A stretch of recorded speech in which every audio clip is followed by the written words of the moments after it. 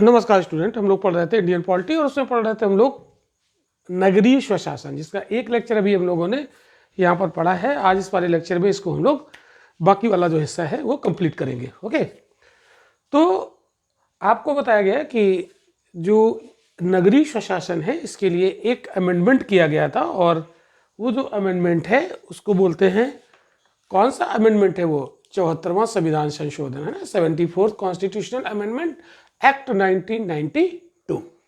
तो उसमें बहुत सारे प्रावधान थे जो हम पढ़ चुके हैं, बाकी प्रावधान जो बचे हैं वो आज हम लोग कंप्लीट करेंगे। तो 1992 का 74वां संविधान संशोधन अधिनियम, यानी 74वां संविधान संशोधन अधिनियम 1992, ओके, 1992। तो इसके जो प्रावधान हैं वो बचे हुए जो हैं वो हम लोग देखेंगे प्रावधान। तो इसमें बहुत सारे मतलब जो हमने आपको पंचायतों में पढ़ाया था ना, 73वां संविधान संशोधन अधिनियम 1992, सारे बिल्कुल उसी से मिलते जुलते यहाँ भी होंगे। बहुत सारे कॉमन होंगे, एक दो अलग मिलेंगे, बाकी सारी चीज़ें वही हैं। तो अगर आपने वो लेक्चर देखे हैं तो बहुत आसान हो जाएगा आपको ये समझना। और अगर लेक्चर नहीं देखा है तो आई बटन में लिंक दे दिया जाएगा, आप देख लीजिएगा। और अगर आपको हमारी ऑनलाइन कक्षाएं ज्वाइन करनी है तो स्क्रीन पर दिए गए रवीन एकेडमी के ऑनलाइन प्लेटफॉर्म को प्ले स्टोर से डाउनलोड कर लीजिए, और वहाँ पर आपको सारी कक्षाएँ मिल जाएंगी, है ना, प्री मेन सारी। और अगर आपको ऑनलाइन क्लास से जुड़ी हुई कोई भी जानकारी लेनी है तो स्क्रीन पर दिए गए व्हाट्सएप नंबर पर आप मैसेज कर दीजिए, कॉल कर लीजिए, हमारी टीम आपको सजेस्ट कर देगी, सारा गाइड कर देगी। चलिए, तो आज के लेक्चर में हम लोग यहाँ पर बात करते हैं। तो जो नगर निगम है ना, जो नगर पालिकाएँ हैं, है ना, नगरीय स्वशासन, इसका कार्यकाल कितना होता है? तो इसमें जो कार्यकाल होता है जो पंचायतों को होता है वही यहाँ भी होता है। कितना होता है? 5 वर्ष। तो 5 वर्ष का कार्यकाल होता है, निर्धारित किया गया है इस अधिनियम में। और यदि भी इसके पहले भी इसको विघटित किया जा सकता है, डिजॉल्व किया जा सकता है। तो इसकी 5 वर्ष की अवधि समाप्त होने से पूर्व उसे विघटित किया जा सकता है। और अगर 5 वर्ष के पूर्व उसे विघटित किया गया तो 6 महीने के अंदर चुनाव कराने पड़ेंगे, और जो नई नगर पालिका बनेगी, जो नई संस्था बनेगी, वो बचे हुए समय के लिए होगी। ऐसा हमने आपको पंचायतों में भी पढ़ाया था। क्लियर? अब हम यहाँ पर इनकी क्वालिफिकेशन की बात करें तो 21 साल जो है वो उम्र होनी चाहिए। क्लियर? ये बात आपको याद रखनी है। कैंडिडेट की उम्र कितनी होनी चाहिए? 21 वर्ष। और राज्य विधानसभा, यानी जो राज्य विधानमंडल है, वो इसके लिए कोई विधि भी बना सकती है, और अगर उस विधि के तहत हम नहीं आते हैं तो हम डिस्क्वालीफाई हो जाएंगे। ये बात आपको ध्यान रखनी है, कोई बहुत खास नहीं है, हम आपको पंचायतों में भी बता चुके हैं। क्लियर? अब यहाँ पर बात करते हैं राज्य निर्वाचन आयोग की। राज्य निर्वाचन आयोग, ये सारी चीज़ें आपको कॉमन मिलेंगी जो पंचायतों में पढ़ाया था। तो राज्य निर्वाचन आयोग के गठन का प्रावधान किया गया है। तो राज्य निर्वाचन आयोग का गठन कौन करता है? राज्यपाल। क्यों भाई, कौन करता है? बताइए कमेंट करके, पढ़ा चुका हूं मैं आपको। तो फिलहाल राज्य निर्वाचन आयोग जो है, इसके निर्वाचन की जो मतलब इसका जो नगरीय स्वशासन है, तो इसकी जो संस्थाएं हैं 3 स्तर की, आपको बताया था प्रीवियस लेक्चर में। तो उनके निर्वाचन की प्रक्रियाओं की देखरेख करती है, उसका निर्देशन करती है, उसको नियंत्रित करती है, और नगर पालिकाओं के सभी चुनावों का प्रबंधन भी करता है। जितना भी नगर पालिका के चुनाव होते हैं सभी का प्रबंधन कौन करता है? राज्य निर्वाचन आयोग। नगर पालिकाओं के चुनाव से संबंधित सभी मामलों पर राज्य विधानमंडल उपबंध बना सकती है। क्लियर? ये भी बात आपको याद रखनी है। ये सारे पॉइंट हैं, आप लिख सकते हैं। इसकी शक्तियां और कार्य क्या हैं वो तो मैंने आपको बता ही दिया। अब हम बात करते हैं वित्त के मामले में, है ना, फाइनेंस के मामले। जैसे मैं पंचायतों का फाइनेंस का मामला बताया था, वैसे हम लोग नगर पालिकाओं के फाइनेंस के मामले की बात करते हैं। तो वित्त, इनको कहाँ से आएगा पैसा, है ना?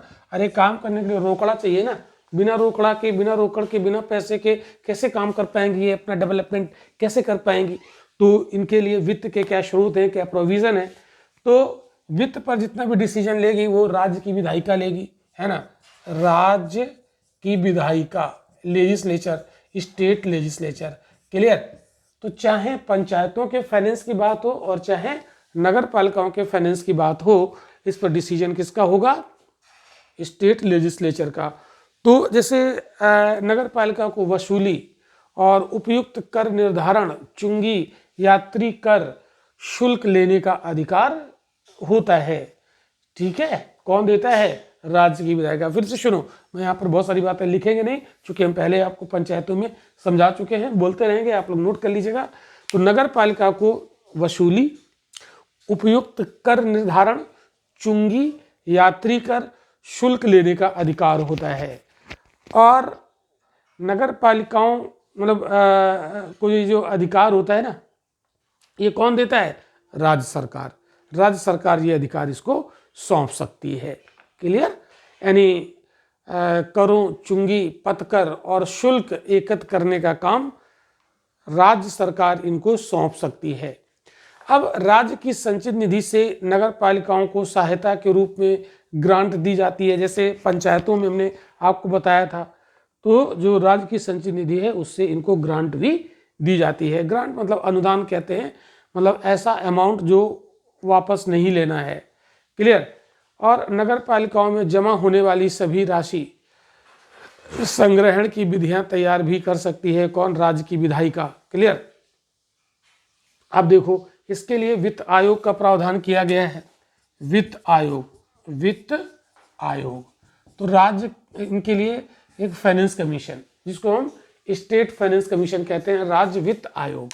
तो राज्य वित्त आयोग क्या करता है, जैसे आपको पंचायतों में बताया था, एक केंद्र का वित्त आयोग होता है। तो केंद्र का वित्त आयोग क्या करता है, केंद्र से राज्य को कितना धन दिया जाएगा उसके लिए सिफारिश करता है। क्लियर। तो राज्य वित्त आयोग का काम क्या है, तो राज्य पंचायतों को कितना पैसा उपलब्ध कराएंगे इसकी सिफारिश राज्य वित्त आयोग करता है। तो राज्य का जो वित्त आयोग होता है, प्रत्येक 5 वर्ष में नगर पालिकाओं की वित्तीय स्थिति का पुनरावलोकन करेगा और राज्यपाल को कुछ रिकमेंडेशन देगा, है ना। किसी नगर पालिका की क्या फाइनेंशियल स्थिति है उसका क्या करेगा, समीक्षा करेगा और फिर राज्यपाल के सामने कुछ सिफारिशें रखेगा कि इस नगर पालिका को इतने पैसे की जरूरत है, इस टाइप की सिफारिशें रखेगा। जैसे राज्य और नगर पालिकाओं में राज्य सरकार द्वारा एकत्र किए गए कुल करों, चुंगी, मार्ग कर एवं संग्रहित शुल्कों का बंटवारा और सभी स्तरों पर नगर पालिकाओं के बीच शेयर का आवंटन। मतलब क्या है कि मतलब कितना इनको बंटवारा किया जाएगा ना, राज्य ने जैसे कोई कर वसूला उससे कितना हिस्सा नगर पालिकाओं को दिया जाएगा, इस टाइप की रिकमेंडेशन राज्यपाल को प्रस्तुत करता है कौन, फाइनेंस कमीशन। Okay, clear.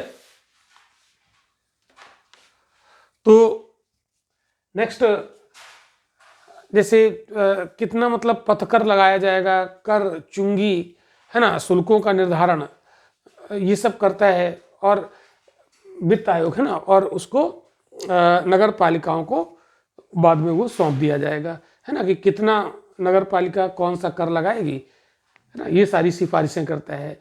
राज्य की संचित निधि से नगर पालिकाओं को दिए जाने वाले सहायता अनुदान की भी बात करता है कि कितना ग्रांट दिया जाए, ये सिफारिश वित्त आयोग ही करता है ना, कितना पैसा उनको दिया जाए नगर पालिकाओं को, इस टाइप की रिकमेंडेशन करता है, राज्यपाल को देता है।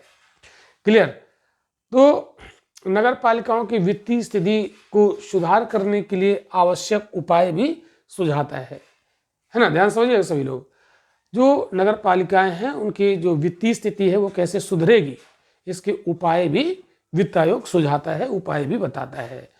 राज्यपाल द्वारा आयोग को दिया जाने वाला कोई भी मामला जो पंचायतों की मजबूत वित्त के पक्ष में हो, नगर पालिकाओं के मजबूत वित्त के पक्ष में हो, उस पर भी ये सिफारिश करता है। क्लियर। राज्यपाल ने कोई अगर मामला सौंपा इस वित्त आयोग को कि इस पे आप चर्चा कीजिए, इस पर रिकमेंडेशन कीजिए, जिससे कि नगर पालिकाओं की वित्तीय स्थिति सुधरे।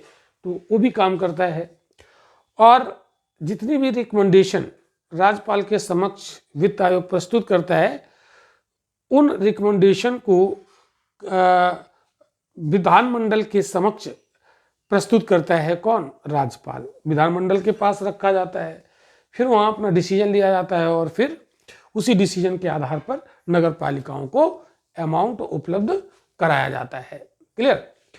अब हम लोग बात करते हैं कि ये जो 74वां संविधान संशोधन है क्या यूनियन टेरिटरीज में लागू होता है? तो याद करो जो हमने पढ़ाया था, क्या 73वां संविधान संशोधन जो पंचायतों वाला था वो क्या यूनियन टेरिटरी में लागू होता था? बिल्कुल लागू होता था। तो ये वाला भी लागू होगा।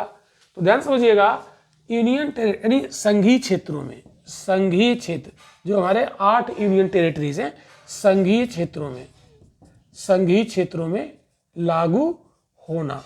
तो ये जो 74वां संविधान संशोधन अधिनियम 1992 है, क्या ये यूनियन टेरिटरी में लागू होगा? बिल्कुल लागू होगा। हाँ, इतना जरूर है कि इसमें कुछ अपवाद हो सकते हैं। राष्ट्रपति के निर्देशन के तहत ये लागू होगा, उसमें कुछ संशोधन भी किए जा सकते हैं। यानी इस अधिनियम में कुछ संशोधन करके यूनियन टेरिटरीज में लागू किया जा सकता है। क्लियर? राष्ट्रपति जैसा कहें उसी हिसाब से इसमें कुछ बदलाव वगैरह करके यूनियन टेरिटरीज में इसे लागू किया जा सकता है, लेकिन लागू जरूर किया जा सकता है। ओके, तो ये बात आपको याद रखना है। दूसरा, जो छूट प्राप्त क्षेत्र हैं, तो अनुसूचित जाति और अनुसूचित जनजाति क्षेत्रों पर ये नहीं लागू होगा। क्लियर? अब देखो, ये तो हो गई बातें यहाँ पर इससे जुड़ी हुई, और भी कुछ बातें हम लोग यहाँ पर करते हैं। तो ये मोटी मोटी बातें यहाँ हमने आपको बता दी, इससे ज़्यादा आपको जानने की जरूरत भी नहीं है। अब हम लोग बात करते हैं जिला योजना समिति, डिस्ट्रिक्ट प्लानिंग कमेटी। जिला योजना समिति, डिस्ट्रिक्ट प्लानिंग कमेटी, जिला योजना समिति, ये क्या है? राज्य विधानमंडल जिला योजना समिति के संबंध में कुछ प्रोविजन बना सकता है। तो जिला योजना समिति के संबंध में जो उपबंध बनाने का राइट है वो किसके पास है? राज्य विधानमंडल के पास। राज्य विधानमंडल इससे संबंधित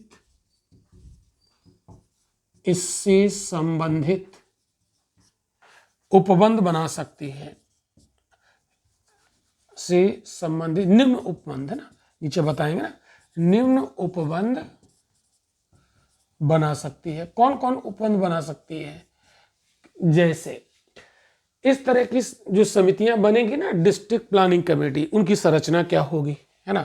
तो इनकी संरचना क्या होगी, इससे संबंधित उपबंध बनाएगा कौन? राज्य विधानमंडल। आपसे सीधे स्टेटमेंट देकर क्वेश्चन पूछ लेगा, डिस्ट्रिक्ट प्लानिंग कमेटी से संबंधित प्रोविजन कौन बनाता है? तो कौन बनाता है? स्टेट लेजिस्लेचर, राज्य विधानमंडल। किस टाइप के प्रोविजन बना सकता है? जैसे इन डिस्ट्रिक्ट प्लानिंग कमेटीज की संरचना क्या होगी, मतलब इसमें कौन कौन होगा, कितने सदस्य होंगे, ये सारी बातें। और इन सदस्यों के निर्वाचन का जो तरीका होगा उससे संबंधित उपबंध भी बनाएगी। इसके सदस्यों के निर्वाचन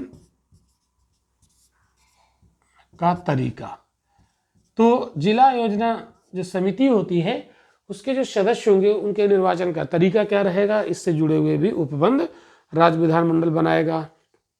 क्लियर? इन समितियों की जिला योजना के संबंध में क्या कार्य होंगे, है ना? इन समितियों के जिला योजना के संबंध में क्या कार्य होंगे, ऐसा भी नियम यही बनाएगी। यानी जो ये जो समितियां होती है ना, जिला योजना समिति, तो जिला योजना के संबंध में ये करेगी क्या, है ना? प्लानिंग करेगी, क्या करेगी, इस टाइप के उपबंध कौन बनाएगा? राज्य विधानमंडल बनाएगा। इन समितियों के अध्यक्ष के निर्वाचन का ढंग क्या होगा? इन समितियों के अध्यक्ष के निर्वाचन का ढंग, मतलब किस तरीके से इन समितियों के अध्यक्षों का निर्वाचन होगा, इससे जुड़े हुए उपबंध यानी प्रोविजन स्टेट लेजिस्लेचर के द्वारा बनाए जाते हैं। क्लियर। तो इस अधिनियम के अनुसार जो हमारा 74वां संविधान संशोधन अधिनियम था, इस अधिनियम के अनुसार जिला योजना समिति के 4/5 भाग के सदस्य यानी लगभग 80%, यानी इन जिला योजना समितियों के 80% सदस्य, हम इसको 4/5 भी कह सकते हैं। 4/5 मतलब 80%। तो 80% सदस्य जिला पंचायत और नगर पालिका के निर्वाचित सदस्यों द्वारा स्वयं में से चुने जाएंगे। कहाँ से चुने जाएंगे? 80% सदस्य कहाँ से आएंगे? जिला, जो ये मतलब जिला पंचायत होता है और नगर पालिका, जिला पंचायत और नगर पालिका के सदस्यों में से, ठीक है, कि निर्वाचित सदस्यों द्वारा स्वयं में से चुने जाएंगे, है ना, कि निर्वाचित सदस्यों द्वारा स्वयं में से चुने जाएंगे। क्लियर? बात आपको समझ आ गई? अब यही क्वेश्चन पूछ लेगा आपका, यही स्टेटमेंट बना देगा यूपीएससी का जो पीटी का एग्जाम होगा, यही क्वेश्चन बना देगा, स्टेटमेंट दे देगा, कंसीडर द फॉलोइंग स्टेटमेंट, कहेगा जिला योजना समिति के 80% सदस्य जिला पंचायत और नगर पालिकाओं के निर्वाचित सदस्यों में से ही चुने जाते हैं। सही बात है, वहां पर लिख देगा 75%, गलत हो जाएगा, 80% है। तो जिला पंचायत और नगर पालिका के जो सदस्य होंगे वो सदस्य अपने में से ही 80% सदस्य चुनेंगे और जो जिला योजना समिति के सदस्य बनेंगे। क्लियर बात? आगे होगी बात समझ में।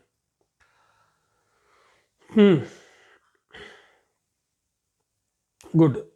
अब हम लोग बात करते हैं महानगरीय योजना समिति। ये जिला योजना समिति थी, अब हम बात करने वाले हैं महानगरीय जिला योजना समिति, महानगरीय योजना समिति, सॉरी।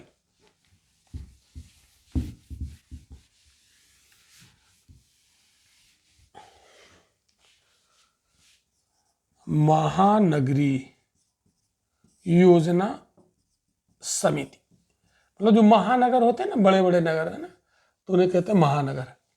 तो अभी हमने डिस्ट्रिक्ट प्लानिंग कमेटी की बात की, अब हम लोग महानगरीय योजना समिति की बात करेंगे। तो प्रत्येक महानगर क्षेत्र में विकास योजना के प्रारूप को तैयार करने के लिए महानगरीय योजना समिति का प्रावधान किया गया है। प्रत्येक महानगर क्षेत्र में, ध्यान समझिएगा, प्रत्येक महानगर क्षेत्र में, तो जो बड़ा सा महानगर है ना, उस क्षेत्र में विकास योजना के प्रारूप को, विकास योजना के प्रारूप को, मतलब उसका जो ड्राफ्ट है ना कि किस तरीके से यहाँ पर विकास होगा, उसका ड्राफ्ट तैयार करने के लिए, है ना, प्रारूप तैयार करने के लिए महानगरीय योजना समिति का गठन किया जाता है। क्लियर? फिर से समझ लो, मतलब जो एक बड़ा सा महानगर है, उस महानगर क्षेत्र का विकास कैसे हो, उस विकास की योजना का प्रारूप तैयार किया जाता है, किसके द्वारा? महानगरीय योजना समिति के द्वारा। क्लियर? ये बातें कहाँ हैं? 74वां संविधान संशोधन अधिनियम 1992 में ये बातें हैं। तो इस अधिनियम के अंतर्गत महानगरीय योजना समिति के 2/3 मेंबर, है ना, कितने? 2/3 सदस्य, 2/3 मेंबर महानगर क्षेत्र में नगर पालिका के निर्वाचित सदस्यों, नगर पालिका के निर्वाचित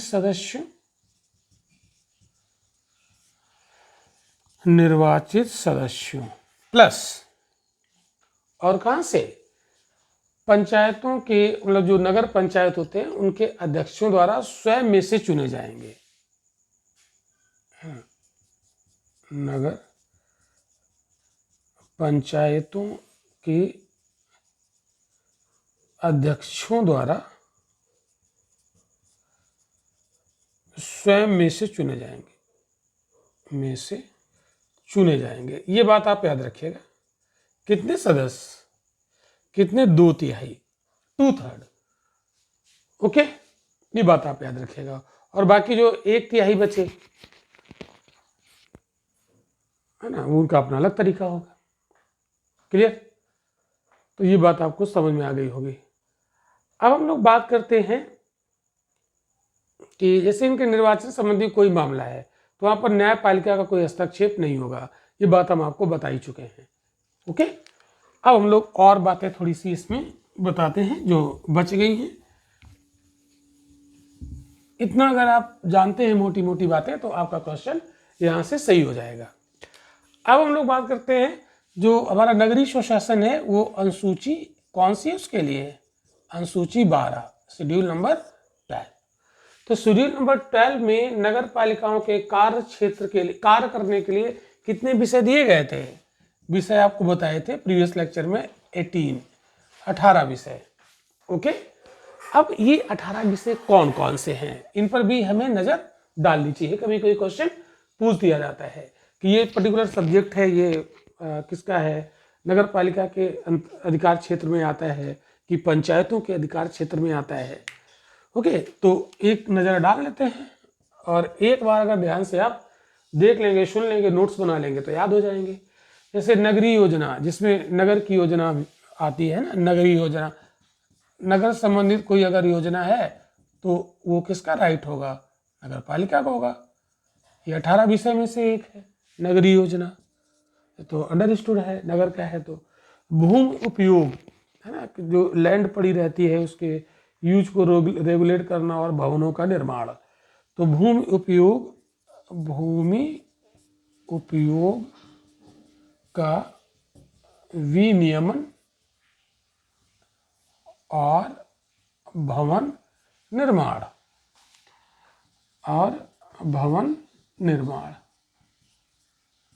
क्लियर? जैसे शहर में कोई मकान बनवाना है तो उससे जुड़ी हुई जो विषय है वो किसका होगा? वो होगा नगर पालिका से संबंधित वो विषय होगा, यानी अनुसूची नंबर 12 में होगा। अब आर्थिक एवं सामाजिक विकास की योजना, आर्थिक एवं सामाजिक विकास की योजना,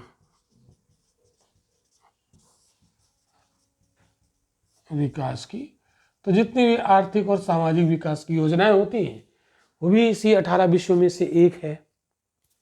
शहर में सड़कें और पुल है ना, सड़कें वगैरह बनती है ना और पुल वगैरह।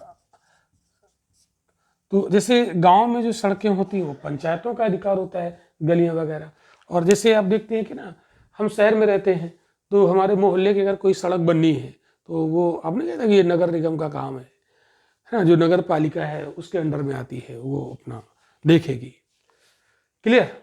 अब जैसे कोई घरेलू, औद्योगिक और वाणिज्यिक प्रयोजनों के लिए जो जल उपलब्ध कराया जाता है, नहीं, वाटर सप्लाई, क्या बोलते हैं उसको? Water supply. तो वाटर सप्लाई किस पर्पज से? घरेलू उपयोग के लिए, औद्योगिक उपयोग के लिए, है ना, कॉमर्शियल यूज के लिए। तो वाटर सप्लाई, हम लोग देखते हैं कि हमारे घर में पानी की सप्लाई आती है तो उसका नगर निगम को हमें टैक्स देना पड़ता है ना, क्या बोलते हैं? वाटर टैक्स, जल कर। क्लियर? और देखो, जैसे कुछ लोक स्वास्थ्य, स्वच्छता, सफाई, कूड़ा करकट का प्रबंधन, ये भी काम है। लोक स्वास्थ्य, पब्लिक हेल्थ, लोक स्वास्थ्य, स्वच्छता, सैनिटेशन, स्वच्छता, अरे यार, स्वच्छता है, कूड़ा करकट प्रबंधन, सफाई,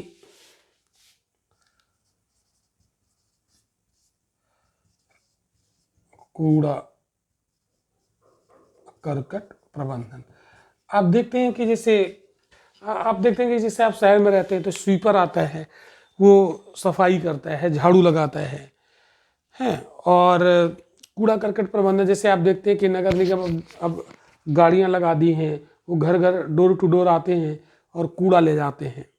गीला कचरा अलग, सूखा कचरा अलग, अलग अलग कलर की डस्टबिन में डाला जाता है ना। वो सुबह सुबह आता है, गाना बजाता रहता है गाड़ी वाला, या है ना, कूड़ा निकाल वगैरह, इस तरीके का। ये सब काम किसका है? नगर निगम का है। लोक स्वास्थ्य, जैसे नगरों में डेंगू फैला हुआ है, मच्छर बहुत ज़्यादा हैं, तो मच्छर को भगाने के लिए फॉगिंग वगैरह करते हैं, है ना, धुआं वगैरह वो नहीं करते हैं। तो ये सब काम होते हैं, जागरूकता अभियान चलाए जाते हैं। क्लियर? तो ये सब इसी में आता है। दूसरा, जैसे कहीं पर शहर में आग वाग लग जाती है तो जो दमकल होता है ना, दमकल विभाग, अग्निशमन सेवाएं, फायर ब्रिगेड जिसको कहते हैं, अग्निशमन सेवाएं, ये सब नगर निगम की उसमें आती हैं। ये 18 विषयों में से हैं। क्लियर? ये हो गई। और अभी लिस्ट है, अभी तो 7 बताए हैं, 18 विषय हैं। तो एक बार नज़र हम लोग इसमें डाल लेते हैं, तो कभी क्वेश्चन आएगा तो आप इसे कर लोगे। क्लियर? तो और देखते हैं, जैसे नगर वानिकी, शहरों के अंदर रोड पे पेड़ वेड़ लगा दिए जाते हैं, तो नगर वानिकी, शहरों में पेड़ वेड़ लगा दिए जाते हैं। पर्यावरण संरक्षण है, शहरों में पर्यावरण संरक्षण, ये भी विषय है इसमें। और समाज के कमजोर वर्गों के हितों का संरक्षण, समाज के कमजोर वर्गों के हितों का संरक्षण। ओके। और जिनमें जैसे मानसिक रोगी, विकलांग, ये सब शामिल हैं, है ना। मानसिक रोगी और विकलांग, ये भी इसमें इंक्लूडेड हैं। और विकलांग, ये भी हमारे सूची नंबर 12 के 18 सब्जेक्ट में से एक है। गंदी बस्ती सुधार, गंदी बस्ती सुधार, इसके लिए भी काम किया जाता है ना। और उसका प्रोन्नयन करना, उसका स्टेटस अच्छा करना। गरीबी, नगरीय निर्धनता उन्मूलन, नगरीय निर्धनता उन्मूलन, नगरीय निर्धनता उन्मूलन, ये भी 18 विषयों में से एक है। नगरीय सुख सुविधाओं, और जैसे पार्क हैं, नगर में नहीं पार्क वगैरह बनते हैं, नगर निगम के द्वारा, नगर पालिका के द्वारा डेवलप किए जाते हैं, उद्यान, खेल के मैदान, ये सब। तो नगरीय सुख सुविधाएं, नगरीय शहरी जीवन में जो सुख सुविधाएं होती है ना, नगरीय सुख सुविधाएं, लाइक पार्क, है ना, उद्यान, ये बनाते हैं ना लोग। मॉर्निंग वॉक के लिए जाते हैं किसी पार्क में, है ना, खेल के मैदान वगैरह बना दिए जाते हैं, ये सब इसी में आते हैं। खेल के मैदान, ये सभी 18 विषयों में से शामिल हैं। ओके, है ना, बड़ी अच्छी चीज़ें हैं, आप देख सकते हो। जैसे तो ये नोट कर लीजिएगा, 12 हो गए, अभी 6 विषय यहाँ पर और हैं। तो जैसे सांस्कृतिक, शैक्षिक और सौंदर्य पक्ष के जो आयाम हैं उनको प्रमोट करना, उसमें अभिवृद्धि करना, है ना। सांस्कृतिक,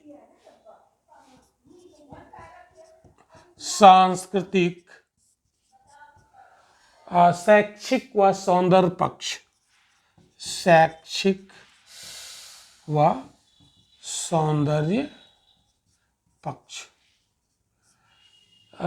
इसमें सौंदर्य पक्ष के आयामों में अभिवृद्धि, आयामों में, ये क्या है? सोचेंगे ये क्या है सर? अभिवृद्धि का मतलब होता है उसको प्रमोट करना।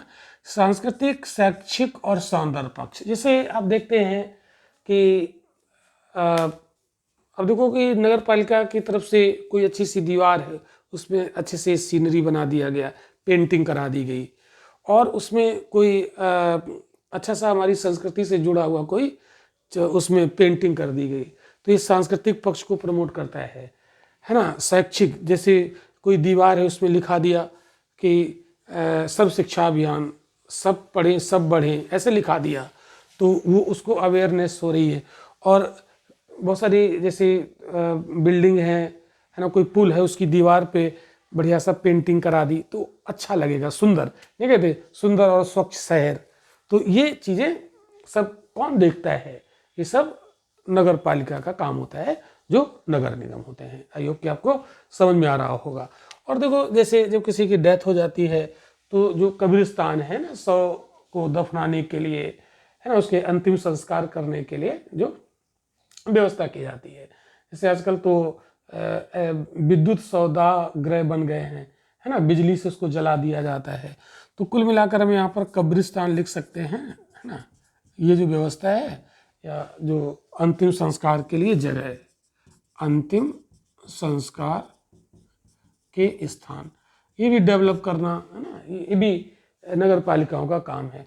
और जैसे एक होता है काजी हाउस। काजी हाउस जानते हैं आप लोग? जैसे आवारा पशु होते हैं ना, आवारा पशु जैसे लोगों पर अटैक कर देते हैं, जैसे गाय हो गए इस समय, है ना, और बछड़े, सांड वगैरह, कुत्ते, है ना, बंदर, ये सब ऐसे घूमते हैं, ये थोड़े से मतलब वैसे हो जाते हैं ना, आदमी के ऊपर हमला कर देते हैं, तो लोग इनको मार देते हैं, इनकी टांग तोड़ देते हैं, है ना, कुछ मार दिया, उनको नुकसान पहुंचाते हैं, तो इनकी आदमी शिकार हो जाते हैं इनका, और ये आदमी के शिकार हो जाते हैं। तो इसलिए क्रूरता ना दिखाई जाए इन जानवरों के लिए, तो उनको नगर निगम की गाड़ियां आती हैं, उनको अपना उसमें पकड़ लेती हैं और एक सुरक्षित स्थान पर उन्हें रख दिया जाता है, उसको कहते हैं काजी हाउस। ये सब नगर निगम का काम है। आपने देखा होगा कभी नगर निगम की गाड़ी आती है, आवारा पशुओं को उसमें पकड़ ले जाती है, कभी कुत्तों को पकड़ ले जाती है, तो कभी बंदरों को पकड़ती है, तो कभी आवारा जो गाय सांड वगैरह हैं उनको पकड़ती है। क्लियर? तो ये सब काम इसी का है ना, नगर पालिका का। और जैसे किसी का जन्म हुआ, मृत्यु हुई, तो उससे संबंधित जो प्रमाण पत्र बनते हैं ना, तो जैसे जन्म, मृत्यु, इनके जो आंकड़े हैं, है ना, से संबंधित महत्वपूर्ण जो सांख्यिकी है, से संबंधित महत्वपूर्ण सांख्यिकी, तो कौन मर गया, है ना, कौन नया आ गया, ये सब आंकड़े। तो ऐसे जब लोग मौर्य काल पढ़ेंगे हिस्ट्री में, तो वहाँ भी ऐसी कमेटीज़ बनाई जाती हैं जो जनगणना का ध्यान रखती है, कौन किसका जन्म हुआ, कौन मर गया, ये सब। तो ये भी व्यवस्था जो नगर पालिकाएँ हैं वो कराती हैं। नेक्स्ट, जैसे बहुत सारी जन सुविधाएँ हैं, है ना, जैसे लिख सकते हो आप यहाँ पर, मैं लिख देता हूँ, जन सुविधाएँ, लोगों के लिए बहुत सारी सुविधाएं, जैसे पार्किंग की सुविधा है ना, पार्किंग, है ना, हम कहीं गए शहर में घूमने, तो अपनी गाड़ी कहाँ पार्क करेंगे, ये सब पार्किंग स्थल वगैरह डेवलप कराना जन सुविधाओं में आते हैं। लिख सकते हैं फॉर एग्जांपल पार्किंग स्थल, पार्किंग स्थलों की व्यवस्था करना, ये सब 18 विषयों में से एक है। और जैसे स्लॉटर हाउस हैं, चर्म शोधनशाला हैं, जो चमड़े वाला जो उसको शोधन करते हैं, इसको रेगुलेट करना, ये तो आप लिख सकते हैं वधशाला, स्लॉटर हाउस, वधशालाओं और चर्म शोधन को विनियमित करना, रेगुलेट करना, विनियमित करना, मतलब उसके लिए रेगुलेशन बनाना। ये 18 विषय यहाँ पर, आई होप कि आपको पढ़ाते पढ़ाते ही आपको लर्न हो गए होंगे। ओके, अब हम लोग और एक बात आपको बड़ी महत्वपूर्ण है जो बताने जा रहे हैं। ये बड़ी महत्वपूर्ण बात जो आपको जानना चाहिए। तो जो ये शहरी स्वशासन है ना, नगरीय स्वशासन, इसमें कोई 3 ही संस्थाएं नहीं होती, ये 3 स्तर हमने आपको बताए, लेकिन यहाँ पर 8 प्रकार के स्थानीय निकाय होते हैं, है ना। नगर क्षेत्रों में 8 प्रकार के स्थानीय निकाय आपको देखने को मिलेंगे। 8 प्रकार के स्थानीय निकाय नगरीय क्षेत्रों में स्थानीय निकाय। क्लियर। तो एक तो हमने बताया जैसे नगर निगम, हाँ, नगर निगम, इससे आप परिचित हैं, बता चुका हूँ। दूसरा आपको बताया था हमने नगर पालिका, नगर पालिका ये भी आपको देखने को मिलेगी। और तीसरा क्या बताया था, नगरीय क्षेत्र समिति, नगरीय क्षेत्र समिति। 3 तो ये हो गया जिससे हम परिचित है। जैसे फिर चौथा टाउनशिप, टाउनशिप, टाउनशिप कैसे लिखेंगे, बड़ा वो, टाउनशिप ये हो गया। और विशेष उद्देश्य एजेंसी ये भी होती है, विशेष, लक्ष्मीकांत की बुक पढ़ोगे उससे मिल जाएगा, विशेष उद्देश्य समिति। तो मतलब 8 प्रकार के स्थानीय निकाय होते हैं नगरों में, अगर कभी पूछ दिया जाए। नेक्स्ट बंदरगाह न्यास बोलते हैं, बंदरगाह न्यास। सी पोर्ट ट्रस्ट और छावनी बोर्ड, कंटोनमेंट बोर्ड बोलते हैं, छावनी बोर्ड, ये भी नगरीय निकाय में आता है। और 8वां है अधिसूचित क्षेत्र समिति, अधिसूचित क्षेत्र समिति। तो आपने देखा 8 प्रकार के स्थानीय निकाय काम करते हैं नगरों में, आप ध्यान रखिएगा। क्लियर। तो आज के लेक्चर में ये हमारा कंप्लीट होता है और अब हम अगले लेक्चर में आपको पढ़ाएंगे लोक सेवा आयोग और कैग। छोटे छोटे 2-3 टॉपिक बचे हुए हैं, तो 2-3 लेक्चर और हैं इसके, हमारी इंडियन पॉलिटी बहुत अच्छे तरीके से कंप्लीट हो जाएगी।